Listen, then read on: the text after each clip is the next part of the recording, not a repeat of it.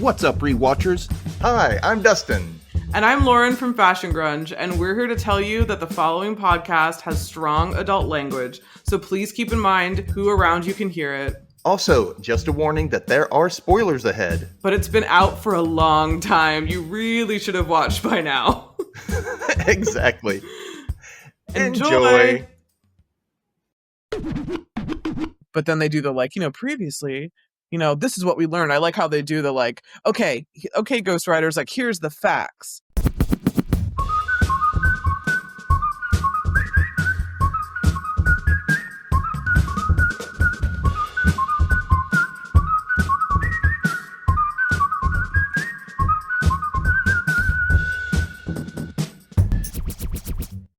Hello, Rewatchers. Welcome back to another episode of the Rewatch Recap, where we recap shows for nostalgia and pure amusement.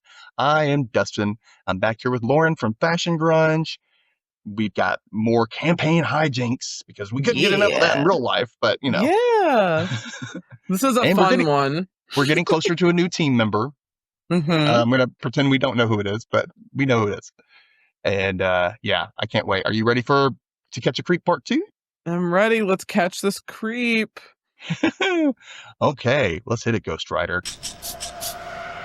Ghostwriter! Word. Oh, I love that. Okay, team. So here's what's been happening on Ghostwriter. The facts. Alex is running for school president alongside a few other kids. However, someone has been posting smear flyers about him. That he sleeps with a Mickey Mouse nightlight and fried chicken makes him cry. So far, the suspects we have are Janet, a Nepo politician who says she'll win no matter what it takes. Jeffrey, a sycophant who's breaking the rules with his campaign manager, Calvin Ferguson. Ugh. Womp womp. We have Nitu, who you shouldn't say me too for. Sorry. Sorry, Nitu. She's a sweet girl whose sister knew about the nightlight from her classmate, Gabby Fernandez. Mm. And a new kid who won't speak to them, but dropped a piece of paper that seemed like a confession to Alex, who then ran after him into the cafeteria and accused him to his face. So get those casebooks out, kids. The Ghostwriter team is on the case. And now we pick up back in the cafeteria with Alex, pointing his finger right in that kid's face, saying, "Admit it, it's you." And the kid's like, "What are you talking about?" I know. Huh? What? I just transferred here. I don't care about your stupid school politics. All right. And Alex says, look, see, he felt choked with guilt, what you wrote here.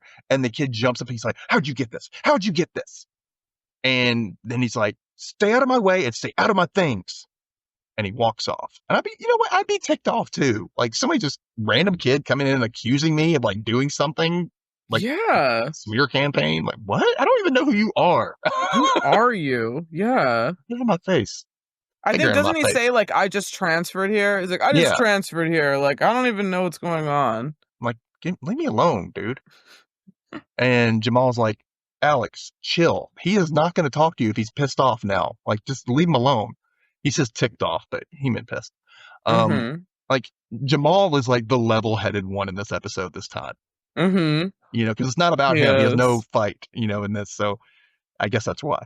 So we head back over to Gabby and Alex's room, their bedroom, and Gabby and Tina are wrapping presents. And Gabby says she wants to help her brother, but he doesn't even want her around. She gets really loud at times, out of nowhere. She needs a little volume control.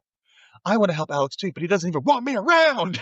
No. Well, she's in that phase of oh, my brother's cool and his cool older friends. And not to mention she's on the Ghostwriter team. Mm-hmm. So it's kind of well, a Ghostwriter wants me. I can do a lot of the same things you do. So why would you not have me help out? But yeah. Come on. Anyway, so Alex and Jamal enter and they're talking about everything that's going on.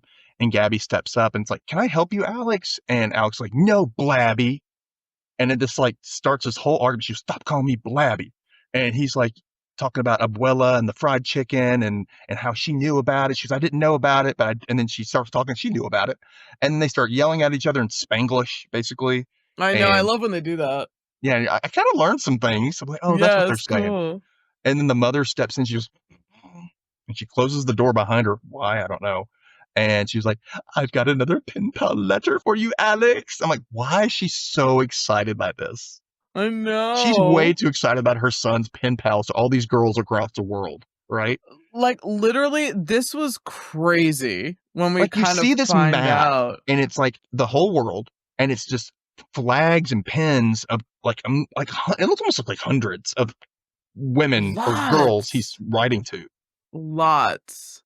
And who knows if he's getting catfished, you know?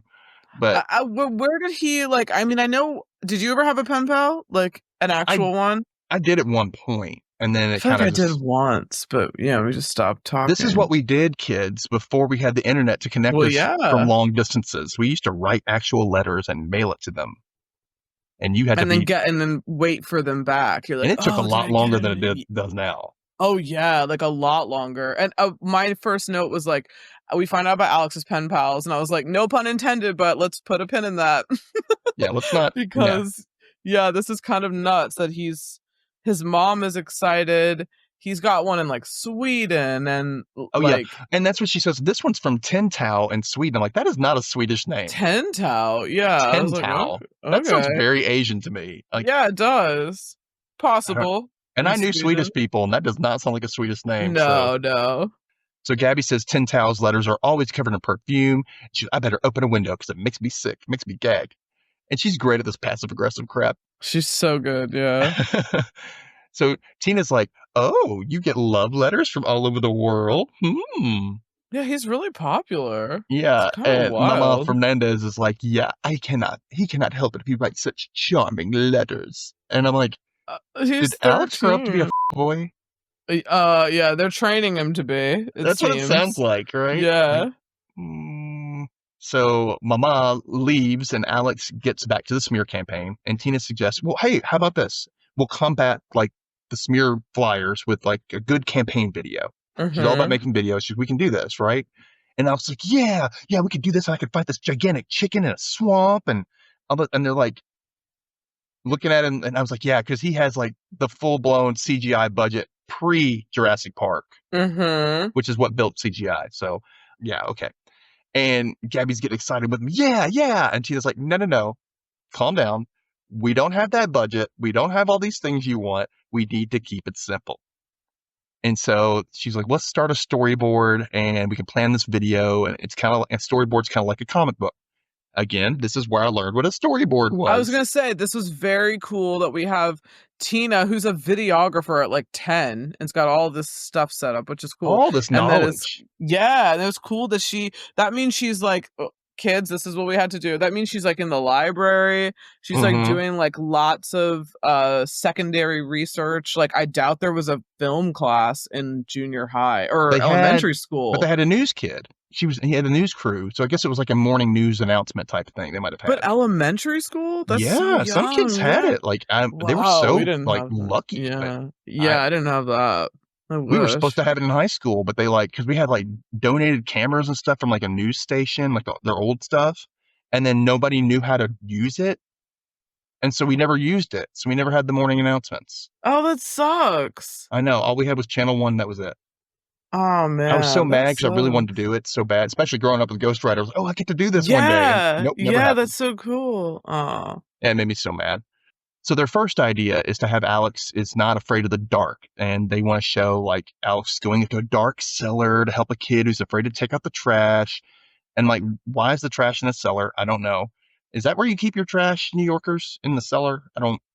Probably weird. Depends. I know there's like a garbage chute in a lot of apartment buildings that might go down to the cellar. The big ones, but like, if it's your house, why would you take it down? I don't know. Sometimes you have those cellars that are underneath the street. Some of the houses have like, I'm in DC, but like one of my old relatives, like great grandmother, she had like a super old house, but she had a cellar that like extended underneath the street. Oh wow! I think it was when they had like the piping, like the plumbing, when it was like. I mean, this is probably like what, mid 1800s, late 1800s. Okay. I guess, but yeah, her cellar went out there. But you still would have to like put the trash out on the actual street. It wasn't like, I don't know why you would store it down there. Maybe they didn't have trash cans like we had where like you just put it in there and then, you wheel it out. at the whatever the day I is. I have guess, no but it was idea. like Yeah, I have that just no seems like idea. so much work. You take it down there It and then does. bring it back out, and Yeah, it it does. just doesn't make sense. But so Jamal draws everything while they're writing it out, and it's like first as he's walking down the street dribbling a basketball with hero music,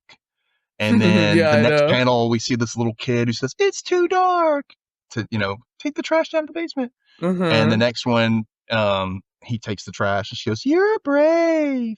And the next panel, like he's taking the trash down, and then Ghostwriter like puts fearless on his back in the drawing, right? And I went, again, how did Ghostwriter see the picture? Yeah. To know that was his back. That's true, yeah. Plot hole again. Plot Plot hole. holes. Gotta watch out for that. We'll figure it out when we get older. I know, right? You don't want to disappoint us when we get older. So Mama Fernandez comes back to remind them, hey, you guys got Lenny's birthday party. And they're like, oh, yeah, crap. We gotta go. We gotta go. We've been doing this for the past hour, All right. So we cut to Lenny's birthday party, and it starts off with Jamal like doing his best pre-drag show lip sync of Aretha Franklin's Respect. And the girls... So crazy. Yeah. Mr. Fraser and the girls are like dancing, and they're singing back up, and Alex is just kind of standing there and he's not moving. And like, come on, Alex, dance. Come on, Alex. And then Gabby grabs him and pulls him out on the dance floor. And it's cute. And I remember like as a kid watching him and he starts kind of shaking his booty. I was like, oh, he's so cute. I know. It is really cringe, Alex. But cute. It is, you're like, oh, that's sweet. I think so. I always had a thing for Latin guys. I don't know. It's not just Latin, but you know what I'm saying. And Rob too. Rob's another looker. Yeah, he's got the dark hair. And... They didn't have a blonde kid. I mean, just like Calvin, I guess, has like blondish hair, but they didn't have like as the bad guy. Yeah, they didn't have like a blondish kid who was what? Wait, didn't they have another? Well, they had Craig at first. Oh yeah, that's right. Yeah, Craig. Okay, yeah, he would have been the one. Yeah, that was different. So the phone rings, and it's Mrs. Fernandez saying it's time for her kids to come back home. And Mr. Fraser reminds them, like, oh, yeah, it's a school night. I'm like, why didn't you do this on the weekend? Like, and he hustled them out. He was like, get out. He says, like Alex says, oh, man. And Mr. Fraser goes, oh, man, get down, get funky, get out. Oh, yeah, I was like, you planned the party. It's her birthday. It must be this day. I don't understand. He kicks them out immediately, and it's like still light outside. And all they have to do is walk downstairs. And just go around the corner. They all live within several blocks. Yeah, I mean, Jamal's allowed to walk around at night. Like at night. The only person I could see maybe be like Tina. We don't know much about her. She's like 10. Yeah, she's like 10. So it's like, it's a bit much. But so they leave, and Lenny's like, "Thanks, Dad. That was really fun." Like she's yelling at him. Like everything she says. Yeah, she does kind of yell. Yeah, I love that, Dad. Thanks. I'm like, calm down. And Lenny says, I got some great stuff. All right. And Max is like, well, I've got one more great stuff for you. I'm like, that sounds really loaded. Like, calm down. Yeah, that's a bit weird. And so he hands it to her, and she's like, oh, a book. Thanks, Dad. And he's like, I was no. Aren't you all about reading? Why are you acting like this about a book? I know. I'm like, don't. But you think about it, a kid gets a book as a gift. It's kind of like, if they want to get it, it's one thing. But so it's Harriet the Spy by Louise Fitzhugh. Oh, R.I.P. Michelle Trachtenberg. I know. Oh. I know. So, but anyway, so he says, this is from your mother. And she's like, Mommy? And he's like, before she died, she was always trying to think of ways to make you, remember that she's still around, or she was here and she thought about you. Yeah, and so this was her favorite book when she was 12, and she wanted you to have it when you were 12. And she just kind of gets really sad. She sets it off to the side. She goes, I'll read it later. She doesn't want to talk about it, which I get it. Yeah, I get it, trust me. I like that moment that we found out. Like, it's more a good sub story. Yeah. It's really quick. It's brief. It's only really in this part, but and it did make me read Harriet the Spy and then later see the movie with Michelle Trachtenberg. And yeah. That's so sad. All that happened, but rest in peace, Michelle. So the next day at school, that damn "I Am One of You" song is going again, and it's in every part, guys. I mean, and they walk up to school, and Jamal says the video is going to be awesome, and then and then he completely jinxes everything and says, "Good thing there's no more smear flyers." Oh no! Yeah, then we they haven't walk seen up, any for a while. boom, right there, right after he says it. And it's Alex's head and a heart. And it says, Alex Fernandez wrote secret love poems to his science teacher.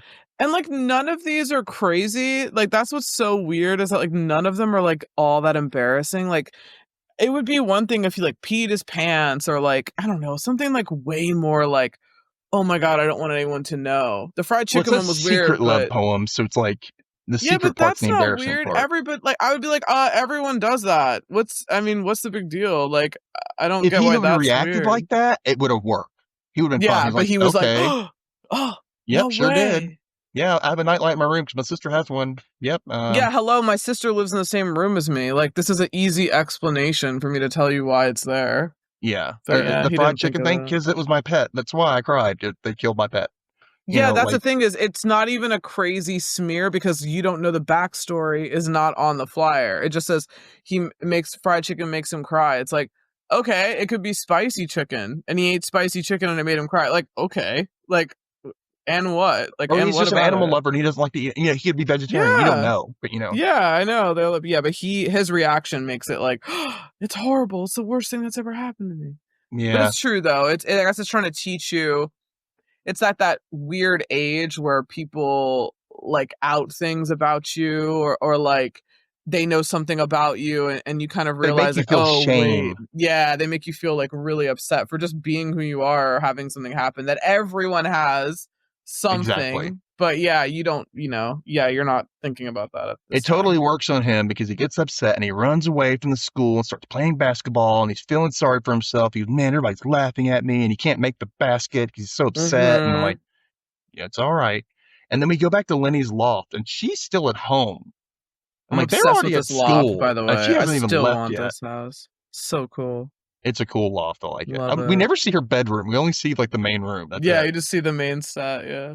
So, and they're at breakfast, and her dad Max is reading Harriet the Spy, and he's laughing at it. And Lenny's like, "Oh, what you doing?" He was like, "I'm reading this book. This book is cool. She's awesome." And she's getting some OJ, and she was like, "I don't understand. How can a kid be a spy?" And Max, so like, she goes around spying on neighbors and writing in notebooks all the time, and then he goes, "But real kids don't do that, do they?" And she goes, "No, never." And then he realizes he needs to leave.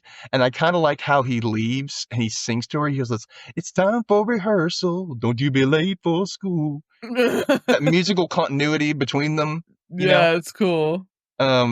So he leaves and Lenny just kind of looks at the book and then she's just kind of looking through it and she opens it up and she sees her mom wrote her name in it. It says Colleen McDonald, age 12. And she rubs it and she says, "Hi, Mom." And I just that made me start crying because I do that now. Every little thing I find in my mom, like, "Hi, Mom." I see you're there, and I get it. I totally get it now. I didn't get it then, but I get it now. Yeah, that's still like a good thing for them to add in the show. Mm-hmm. And also I'm just noticing just now that because the dad is like a jazz musician, is he like a jazz musician or he plays jazz music? This is almost an exact mirror of Blossom. A little, yeah. They met, I believe, Blossom's mom in the show, I think, left and went to Paris to be a singer. But the dad was a piano player, and I think he met the mom, like some kind of supper club, whatever.